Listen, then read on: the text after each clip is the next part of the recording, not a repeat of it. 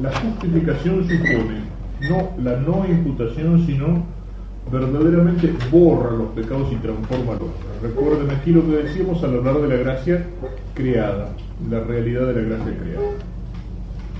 Señalamos que los textos de la Sagrada Escritura verdaderamente nos dan la idea de que el hombre es vuelto santo, inmaculado, purificado, limpiado, perdonado, etc. En el Concilio de Trento, 792, si alguno dice que por la gracia de nuestro Señor Jesucristo se confiere en el bautismo, no se remite al reacto del pecado original, o también se afirma que no se destruye todo aquello que tiene verdadera y propia razón de pecado, sino que solo se rae o no se imputa, que sea anatema. Porque en los renacidos nada odia a Dios, porque nada hay de condenación en aquellos que verdaderamente por el bautismo están sepultados con Cristo para la muerte. Los que no andan según la carne, sino que desnudándose del hombre viejo y vistiéndose del nuevo que fue creado según Dios, han sido hechos inocentes, inmaculados, puros, sin culpa, hijos amados de Dios, herederos de Dios y coherederos de Cristo. De tal suerte que nada en absoluto hay que les pueda retardar la entrada en el cielo. Ahora bien, que la concupiscencia o fomes permanezca en los bautizados, este santo concilio lo confiesa y lo cierra. Aquí separándose de la teoría luterana que identifica el pecado original con la concupiscencia, la cual, como haya sido dejada para el combate, no puede dañar a los que no las consienten y virilmente las resisten por la gracia de Jesucristo. Antes bien, el que legítimamente luchare será coronado.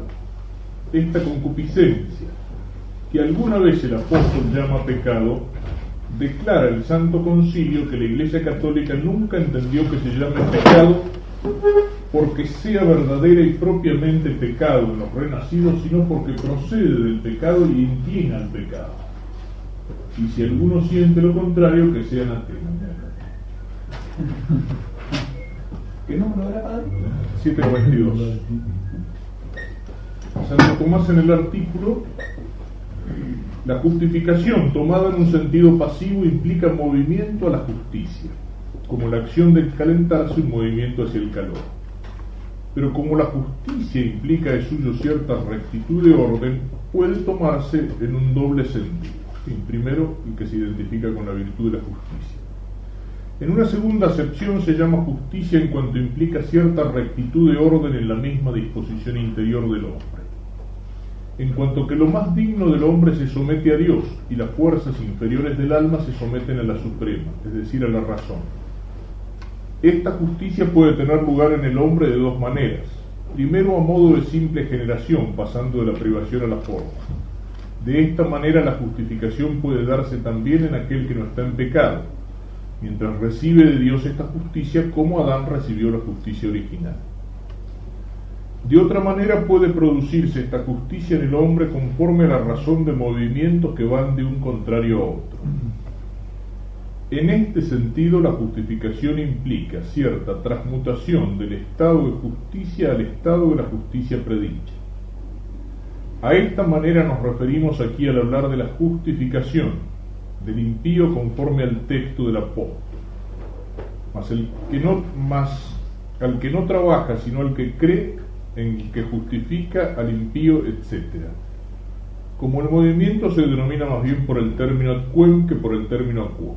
Por eso, esta transmutación mediante la cual uno sale del estado de injusticia por el perdón de sus pecados, recibe el nombre del término ad quem y se llama justificación del impío. Es decir, sintetizándolo, verdadera transformación, verdadero movimiento en el cual hay un cambio del hombre, que pasa a ser justo, es decir, justificado. Y en el artículo segundo, si para la remisión de la culpa, que es la justificación, se requiere la infusión de la gracia, son dos cosas que van íntimamente unidas.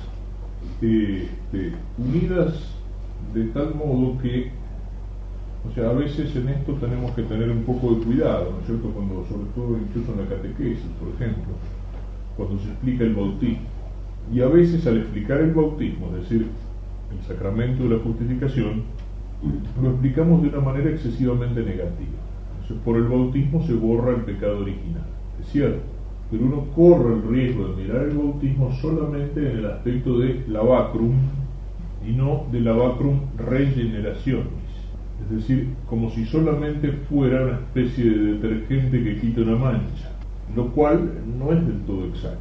Es cierto que se habla de mancha, del pecado, el pecado hacia el alma y todo lo demás, pero el pecado, y sobre todo el pecado original, más que una mancha es una ausencia, es la ausencia de gracia, es la carencia de una gracia para la cual el hombre estaba destinado. Y al imaginarlo como mancha, lo estamos imaginando de alguna manera como algo positivo, como algo que tiene cierta sustancialidad propia. Y estamos imaginando la justificación exclusivamente en su aspecto negativo, que también lo tiene. El bautismo es perdón del pecado, es lavacrum, pero es lavacrum regeneraciones, es decir, ese perdón del pecado se da por un nuevo nacimiento. Es decir, que en la explicación del bautismo hay que poner el acento en que nos hace hijos de Dios, en que nos hace santos, en que nos hace herederos del cielo, en que nos hace nueva criatura. Y ese es el aspecto positivo. La imagen que en el Antiguo Testamento aparece del bautismo, ¿cuál es? Es la del Éxodo. Y en el Éxodo existe un aspecto negativo, liberación de la esclavitud de Egipto, y a través de las aguas abiertas del Mar Rojo, símbolo de las aguas del bautismo, la tierra prometida, es decir, aspectos positivos. Esa imagen encuentra una primera realidad en Cristo. El bautismo nos une a Cristo muerto y resucitado. Es decir, que por el paso de la muerte se muere al hombre viejo y se renace con Cristo en la resurrección. Y esto supone la incorporación a Cristo, el ser miembros del cuerpo de Cristo. El bautismo nos incorpora a la iglesia. Actualmente a veces se pone el acento en este último punto y de una manera un poco exclusiva. Cuidado con eso también. O sea, el bautismo nos incorpora a la iglesia. No es solamente como quien se hace socio de un club, el bautismo. Nos incorpora a la iglesia borrando el pecado e incorporándonos a Cristo, o sea, comunicándonos por Cristo mediante ese influjo de la gracia que nos transforma. Son una serie de matices, pero son matices que hay que tener en cuenta. Acá lo pone en la introducción. Para la justificación no basta la remisión de todos los pecados, se requiere además la renovación total del hombre interior. Señala a Santo Tomás en el Set Contra: hemos sido justificados gratuitamente por su gracia. Y el Concilio de Trento, en los cánones 820 y 821: si alguno dijere que los hombres se justifican sin la justicia de Cristo, por la que nos mereció justificarnos, o que por ella misma formalmente son justos, que sea anatema. Completado por el 821: si alguno dijere que los hombres se justifican o por la sola imputación de la justicia de Cristo, o por la sola remisión de los pecados, excluida la gracia y la caridad que se infunde en sus corazones por el Espíritu Santo y les queda inherente, es decir, que permanece como algo real en el alma, o también que la gracia por la que nos justificamos es sólo el favor de Dios, que sea anatema. Santo Tomás indica: el hombre pecando ofende a Dios, como consta por lo que hemos dicho. ¿Sí? Santo Tomás responde con anterioridad a Lutero, y la doctrina de Santo Tomás, como vimos del artículo primero, si lo comparamos con Trento, es asumida por el concilio, es decir, por el magisterio. Mas la ofensa no se perdona a uno si no es porque el ánimo del ofendido se pone en paz con el ofensor. Según esto, se nos perdona el pecado cuando Dios se pone en paz con nosotros, y esta paz consiste en el amor con que Dios nos ama. Ahora bien, el amor de Dios, en cuanto que procede del acto divino, es eterno e inmutable, pero en cuanto al efecto que imprime en nosotros, a veces se interrumpe, puesto que unas veces nos apartamos de él y otras le recuperamos de nuevo. El efecto no es que Dios deje de amar, pero es que como la luz nos ilumina, nosotros volvemos las espaldas a la luz. Entonces estamos en la oscuridad, pero porque no queremos recibir eso.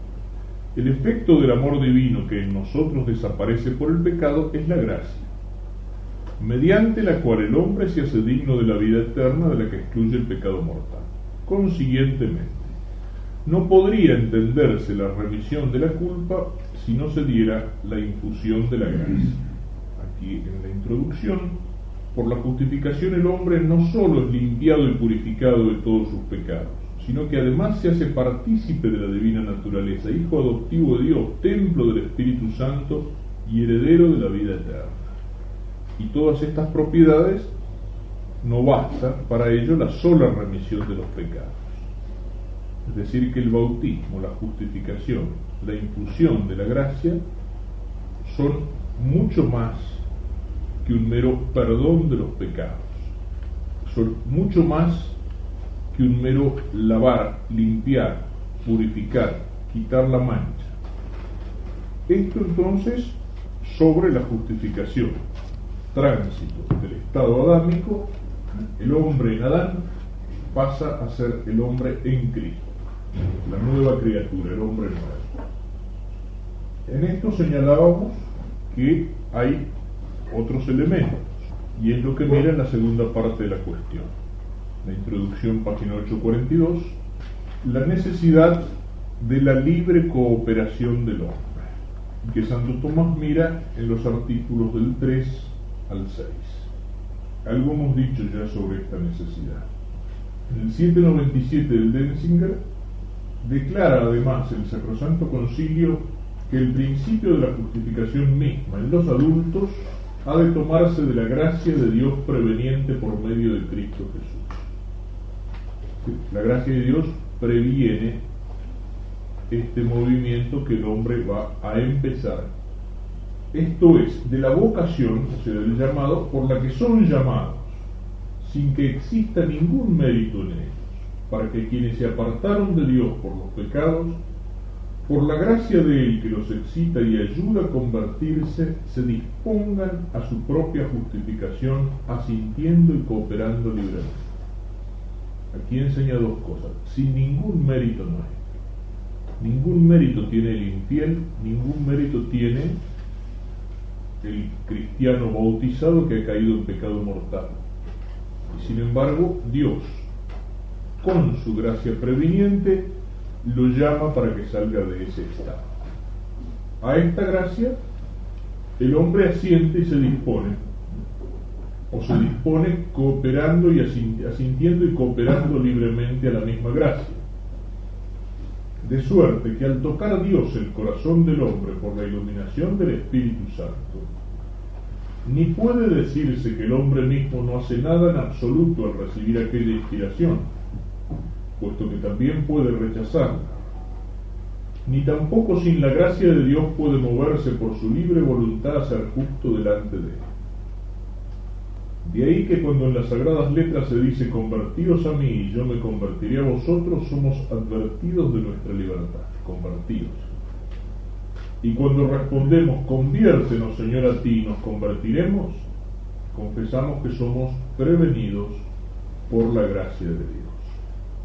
En el número 819, Trento, si alguno dijere que el impío se justifica por la sola fe, de modo que entienda no requerirse nada más con que coopere a conseguir la gracia de la justificación, y que por parte alguna es necesario que se prepare y disponga por el movimiento de su voluntad que sea anatema.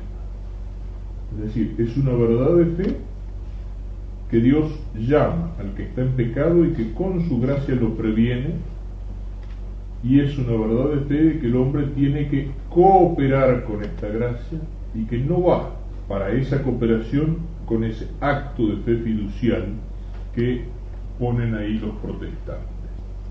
En el artículo 3, mira esto. Se dice en San Juan: todo el que oye a mi Padre y recibe su enseñanza viene a mí. Pero el aprender no se da sin un acto de libertad, pues el que aprende consiente con el que enseña. Luego, nadie viene a Dios por la gracia santificante sin un acto de la libertad. En la respuesta, la justificación del impío se obra moviendo Dios al hombre a la justicia, pues como dice el apóstol, Él mismo es quien justifica al impío.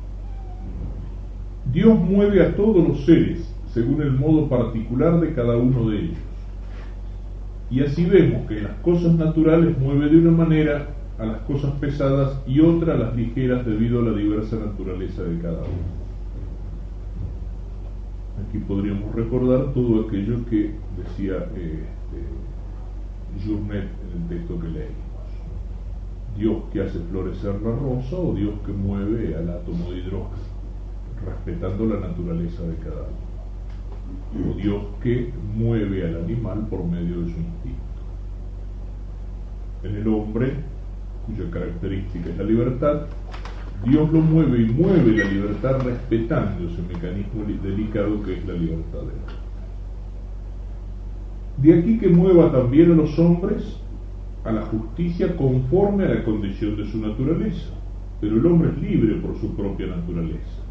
Por consiguiente, en aquel que tiene el uso de su libertad no se da la moción divina a la justicia sin un acto de libertad, sino que de tal manera infunde el don de la gracia justificante que al mismo tiempo que lo infunde mueve la libertad a aceptar el don de la gracia en aquellos que son capaces de esa moción, es decir, en los adultos. Dios mueve en el orden natural y en el orden sobrenatural a cada una de las criaturas en el respeto de su naturaleza. Entonces, por eso, antes de entrar en los actos particulares, es necesario que el hombre, con su libertad, se disponga, y es necesario que la libertad del hombre se deje llevar de esa manera, asintiendo y cooperando a la gracia de Dios que lo proviene y que lo pone en movimiento en ese proceso que hemos señalado. En el artículo 4, 5 y 6, se empieza a mirar algunos elementos de este proceso y el término. Se pregunta sobre si para la justificación del impío se requiere el acto de fe. Artículo 4. En el número 798 vemos la descripción de este proceso, más completa, pero de alguna manera en Santo Tomás aparecen todos los elementos que aquí están señalados. Se disponen para la justicia misma. Primero decíamos, es necesario disponerse. Aquí, ¿cómo? Se disponen para la justicia misma al tiempo que excitados y ayudados de la divina gracia, concibiendo la fe por el oído, Romanos 10:17, es decir, acá supone el aspecto de la proclamación externa de la fe, que es su dimensión eclesial, que es la palabra que llega a nosotros de una manera o de otra, se mueven libremente hacia Dios, creyendo que es verdad lo que ha sido divinamente revelado y prometido. Y en primer lugar que Dios, por medio de su gracia, justifica al impío por medio de la redención que está en Cristo Jesús. Este es el primer movimiento, o el principio del movimiento. En el artículo señala Santo Tomás: justificados pues por la fe tengamos paz con Dios. Romanos 5:1. Como dejamos dicho, para la justificación del pecado se requiere el movimiento de la libertad, en cuanto que la mente del hombre es movida por Dios.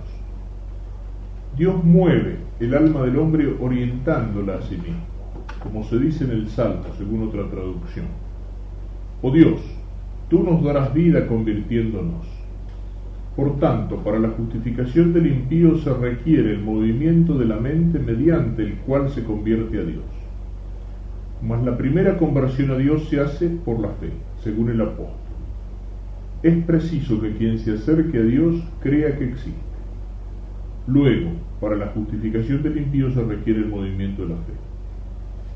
Hemos descrito este proceso de justificación precisamente así, como un proceso, como un movimiento. ¿Qué es lo primero en el orden del obrar? Lo primero en el orden del obrar es el fin, y es el fin que conocemos por la inteligencia.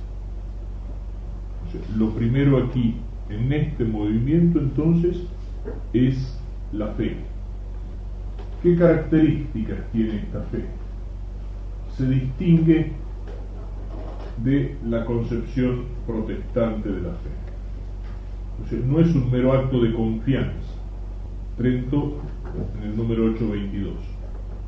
Si alguno dijere que la fe justificante no es otra cosa que la confianza de la divina misericordia que perdona los pecados por causa de Cristo, o que esa confianza es lo único con lo que nos justificamos, que sea anatema. Es decir, no se identifica con la fe fiducial, aunque supone una acto de confianza, pero no se justifica. Podemos señalar diciendo en primer lugar que es una fe inicial. Justificados pues por la fe tengamos paz con Dios. La fe es inicio, es principio, es comienzo de la humana salvación, va a enseñar el Concilio de Trento. Es una fe viva, en segundo lugar. Es decir, una fe en la cual o está presente la caridad, o al menos la exigencia de la caridad. Solución primera de este artículo 4. El movimiento de la fe no es perfecto si no está informado por la caridad, por lo cual en la justificación del pecador, juntamente con el movimiento de la fe, se da el impulso de la caridad. El libre albedrío se mueve hacia Dios para someterse a Él, por cuya razón concurre también el acto de temor filial y el acto de humildad, pues sucede que un mismo y único acto del libre albedrío pertenece a diversas virtudes, según que una impere y otra sea imperada.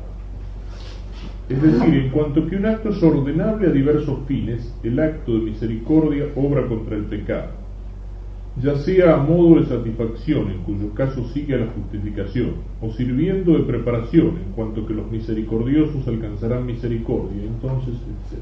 Pero habla de la necesidad de la presencia de la caridad. Aquí, en el texto que leíamos del Concilio, después de hablar del acto de fe, que inicia el movimiento libre hacia Dios, al tiempo que, entendiendo que son pecadores, del temor de la divina justicia del que son provechosamente sacudidos, esto primero lo muestra, me muestra Dios, me muestra mi pecado, me muestra la misericordia de Dios, que justifica por Cristo Jesús. Del temor de la divina justicia del que son provechosamente sacudidos, pasan a la consideración de la divina misericordia, renacen a la esperanza, confiando que Dios ha de serles propicio por causa de Cristo, y empiezan a amarle como fuente de toda justicia. Y por ende, se mueven contra los pecados por algún odio o detestación. Esto es por aquel arrepentimiento que es necesario tener antes del bautismo. La fe me muestra a Dios y mi condición de pecador, y el perdón de Dios. De ahí nace la confianza, es decir, la esperanza. Y esa convicción de que Dios me perdona hace nacer el amor. Es decir, la fe de la que estamos hablando es una fe inicial, es el primer paso. En las virtudes teologales se da un orden de generación, que no necesariamente es un orden temporal, se infunden juntas en el bautismo, en el niño, por ejemplo. No necesariamente es un orden temporal, pero sí es un orden de naturaleza. Y en el orden de generación, primero es la fe, luego la esperanza y luego la caridad. Aunque en el orden de perfección sea mayor la caridad. La caridad tiene que estar presente aquí. O sea, este acto de fe es un acto de fe formada, presente al menos por el influjo de la gracia actual que me permite realizar ese acto y que prepara de ese modo la infusión de la gracia. Por mis propias fuerzas no puedo realizar un acto de fe viva, es decir, de fe sobrenatural y de fe informada por la caridad. La caridad está presente al menos como semilla en la fe. De alguna manera antecede, aunque todavía no es caridad, sino aquello que llaman el fius credulitatis affecto, piadoso afecto de credulidad, que significa la buena voluntad para creer. Sin esa buena voluntad el hombre no cree. Eso es algo que tenemos de experiencia. Cristo pudo hacer milagros, predicar maravillas y confirmar sus maravillas con milagros, y algunos no creían. Es decir, no tenían la buena voluntad inicial para creer, esa buena disposición de la voluntad, ese tius credulitatis affecto. Es lo que muchas veces nos vamos a encontrar cuando una persona, a lo mejor uno le argumenta y le tira arriba de la cabeza toda la religión demostrada de Hilaire y todos los argumentos apologéticos, y el tipo no entra o sigue sacando argumentos estúpidos. No, pero Dios no es todopoderoso porque no puede hacer una piedra tan grande que no la pueda mover. Dios no puede hacer cualquier cosa porque Dios no puede pecar, en fin, todas esas imbecilidades, ¿no es cierto? Que ni siquiera son argumentos. Pero no hay buena voluntad para creer. O sea, para el acto de fe hace falta un mínimo de buena voluntad. Ya está la voluntad presente. Y luego ese acto de fe lleva al amor. Es cierto, la fe puede existir y existe en el pecador como fe informe, es decir, fe sin caridad, pero no puede existir la fe sin exigencia de caridad, porque la fe me está mostrando a Dios y el perdón y la misericordia y el amor y la bondad de Dios. Entonces la fe está exigiendo la caridad. La fe informe que permanece en el pecador le está remordiendo la conciencia para llevarlo a una recuperación de la gracia y de la caridad. Aquí en este acto inicial es esta fe la que se trata. Fe inicial, entonces, porque es el primer paso de ese movimiento. Me muestra el fin, y al mostrarme el fin, me pone en movimiento. Fe viva, es decir, en la cual aparece la caridad, que informa. Fe sobrenatural, solución segunda. Por el conocimiento natural el hombre no se vuelve a Dios como objeto de bienaventuranza y causa de la justificación. Es decir, no basta una simple fe natural, no basta toda la demostración de la teodicea acerca de la existencia de Dios, no basta. Es necesario que me sea propuesta la revelación, la fe viene por el oído, y que yo por un acto de fe sobrenatural, es decir, movido por esa gracia inicial, la acepte. Y la acepte no como una opinión humana, como algo que es muy bueno, muy lindo, muy interesante, muy satisfactorio, sino que la acepte como palabra de Dios. Por el conocimiento natural el hombre no se vuelve a Dios como objeto de bienaventuranza y causa de la justificación. Por lo que tal conocimiento no basta para la justificación. Y el don de sabiduría presupone el conocimiento de fe, como consta sobre la respuesta. Y por último, otra condición de esta fe es fe dogmática. ¿En qué sentido decimos fe dogmática? Contraponiéndola expresamente a fe fiducial. Para el luteranismo, aun cuando Lutero no negaba, digamos, que la fe suponía el asentimiento a un conjunto de verdades, sin embargo, ese aspecto intelectual de la fe, asentimiento a la verdad, no tenía ningún valor en orden a la salvación. Es decir, Lutero lo menosprecia y con eso abre el camino para la negación del contenido objetivo. Si quieren que lo pongamos en un lenguaje más actual, más simple, más de una vez a lo mejor uno puede escuchar decir dentro de la iglesia: la fe no es adhesión a una doctrina, sino adhesión a una persona, a la persona de Cristo. Y dicho así suena muy lindo, pero es falso. Es cierto que la fe no es solo adhesión a una doctrina, no, es adhesión a la doctrina y a la persona. Y yo diría más, adhesión a la doctrina por la persona. Si yo creo por cualquier otro motivo que no es porque Dios lo ha dicho, porque Cristo lo ha dicho, no tengo fe teologal. Si yo me adhiero a la doctrina porque me parece, como decíamos antes, muy linda, muy coherente, muy hermosa, muy satisfactoria para todas mis inquietudes, no tengo fe teologal. Es decir, no basta la adhesión a la doctrina, es adhesión a la doctrina y a la persona. Pero las dos cosas son inseparables. San Agustín lo define poniendo en un mismo acto de fe que la fe es credere deum y credere deo, es decir, creer en Dios, contenido, y creerle a Dios, fundamento. Entonces, así como sería falso un intelectualismo de la fe, en el cual creo por mis propios raciocinios, es también falso decir la fe es adhesión a una persona, no a una doctrina. En el acto de fe, en el mismo acto de fe, acepto a la persona y a lo que la persona me dice, y eso es inseparable. La fe protestante, precisamente, esa mentalidad que uno encuentra en los católicos, es en el fondo una mentalidad protestante. La fe es un acto de confianza en la persona, no interesa la fe dogmática en la aceptación del contenido, de la doctrina, del carisma, del evangelio, el dogma en orden de la salvación. Santo Tomás lo pone expresamente, como quien dice el apóstol: al que cree en aquel que justifica al impío, su fe le es imputada justicia según el decreto de la gracia de Dios, de donde se deduce claramente que en la justificación del impío se requiere el acto de la fe. Citando Hebreos 11:1, para que el hombre crea que es Dios quien justifica a los hombres por el misterio de Cristo. O sea, el que se acerca a Dios tiene que creer que Dios existe y que es remunerado.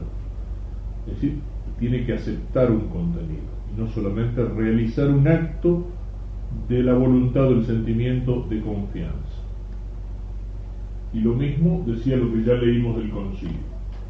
Concibiendo la fe por el oído, es decir, una fe que es propuesta desde afuera, creyendo que es verdad, es decir, acto intelectual de aceptación, que es verdad lo que ha sido divinamente revelado y prometido, y en primer lugar que Dios por medio de su gracia justifica al impío por medio de la redención que está en Cristo Jesús. Este acto de fe entonces no es un mero acto de confianza, sino que supone o implica, junto a la confianza, la aceptación intelectual del contenido de lo revelado. Y aquí nace, de este puntapié inicial, lo que va a señalar en el artículo 5, el movimiento del libre albedrío contra el pecado. Ya lo hemos señalado. El acto de fe con que se sigue entendiendo que son pecadores, del temor pasan a la consideración de la misericordia, renacen a la esperanza, empiezan a amarle y por ende se mueven contra los pecados por algún odio y detestación.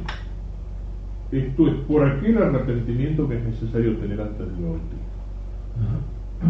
O sea, al hacer el acto de fe en Dios, confiar en Él y empezar a amarle, el hombre se mueve contra el pecado. Amor de Dios supone odio del pecado, supone rechazo del pecado. Por eso no obtendría la gracia un adulto que va a ser bautizado si no se arrepintiera de sus pecados, si no tuviera un propósito de no volver a pecar. Lo mismo que en la confesión, por más que uno confesara con toda integridad material todos los pecados que hizo, si no tiene propósito de enmienda, es decir, movimiento de odio, de detestación del pecado, no está verdaderamente arrepentido y la absolución es inválida. Esto es lo que ocurre aquí. Santo Tomás, como antes dijimos, la justificación del impío es un movimiento durante el cual la mente humana es movida por Dios del estado de pecado al estado de justicia. Por lo tanto, es preciso que la mente humana implique una relación a ambos extremos, conforme al movimiento del libre albedrío. Del mismo modo que el cuerpo movido localmente se relaciona con los dos términos. Mas es evidente que en el movimiento local de los cuerpos, el cuerpo movido se aleja del término acuo y se acerca al término acuo. El término acuo en punto de llegada, que es Dios, nuestra condición de hijos de Dios, la participación de la naturaleza divina. El término acuo, ¿qué es? El pecado. El movimiento hacia Dios supone apartarse del pecado. Es el sentido que tiene la expresión conversión. El pecado es una conversión. O sea, por el pecado hay una aversión a Dios y una conversión a criaturas. Por la conversión hay el movimiento contrario. Apartar el corazón del amor desordenado a las criaturas para dirigirlo hacia Dios. De donde se deduce que es preciso que la mente humana, cuando es justificada, se aparte del pecado y se acerque a la justicia por un movimiento del libre albedrío. El apartarse y acercarse en el movimiento del libre albedrío significa abominar el pecado y significa desear a Dios. Pues a propósito de que el texto de San Juan, mas el mercenario huye, dice San Agustín, nuestras afecciones son movimientos del alma. La alegría, expansión del ánimo, el temor, la huida del ánimo, expansiones del ánimo cuando apeteces, lo achicas cuando temas. Por lo tanto, es necesario que en la justificación del impío se dé un doble movimiento del libre albedrío. Uno, aquel mediante el cual con el deseo busque la justicia de Dios, y otro con el que deteste el pecado. En la solución primera, a la misma caridad pertenece amar a Dios como detestar a los pecados, por los cuales el alma se aparta de Dios. El amor y el odio son correlativos. No existe amor verdadero si no está presente al mismo tiempo el odio de aquello que es contrario a lo que amamos. Y termina este movimiento en la infusión en la remisión de los pecados. Artículo 6. Para la remisión de los pecados se requieren 4 cosas. La infusión de la gracia, que es moción del que mueve, es decir, de Dios. En segundo lugar, el movimiento del móvil, es decir, de aquel que hace el tránsito de Adán a Cristo. Y en este movimiento señala el término ad quem, movimiento del libre albedrío a Dios por la fe, movimiento del libre albedrío contra el pecado, el término ad quo. La llegada al fin del movimiento, la remisión del pecado, que significa al mismo tiempo el renacimiento del pecador, que ahora comienza a existir como hijo de Dios. En los artículos 7 y 8, me limito a mencionarlos, se pregunta si todo esto se obra en un instante o hay sucesión de tiempo. Va a señalar por una parte todo aquello que hace la preparación. Ya lo hemos dicho cuando poníamos el ejemplo de San Pablo. O sea, la preparación a esta infusión de la gracia suele darse como algo paulatino. Sin embargo, Dios puede hacerlo en un instante. La misma infusión de la gracia es algo que se da en un instante y sin sucesión. De modo que todos estos actos que hemos venido señalando, de alguna manera ahí se concretan juntos, aunque puede haber entre ellos un cierto orden o prioridad de acuerdo a la naturaleza. La preparación nos va acercando a esta justificación lentamente. La realización de la justicia, aunque puede Dios acelerar, la realización de la justificación es algo que reúne en un instante con la infusión de la gracia todos los actos que señalaba, pero los reúne en un instante, que es el del bautismo. O sea, el pecador ha tenido todo un proceso, a lo mejor anterior, el infiel, por el cual se ha ido acercando a Dios y que puede haber durado años. Sin embargo, eso termina produciendo en su alma el movimiento y la transformación en el instante en que él recibe el bautismo.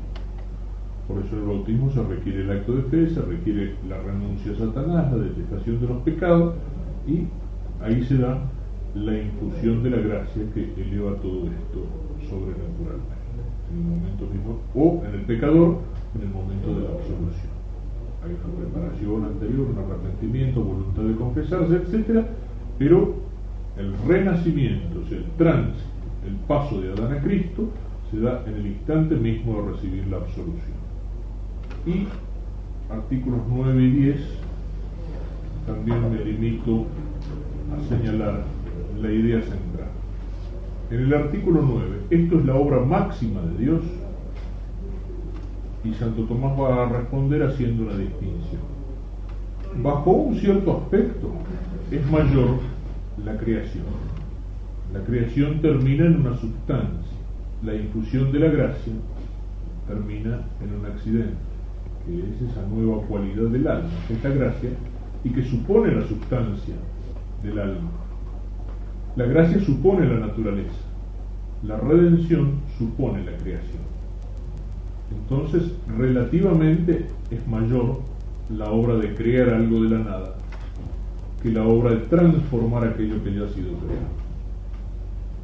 Sin embargo, si uno lo mira de una manera absoluta, lo de San Agustín citado en el sermón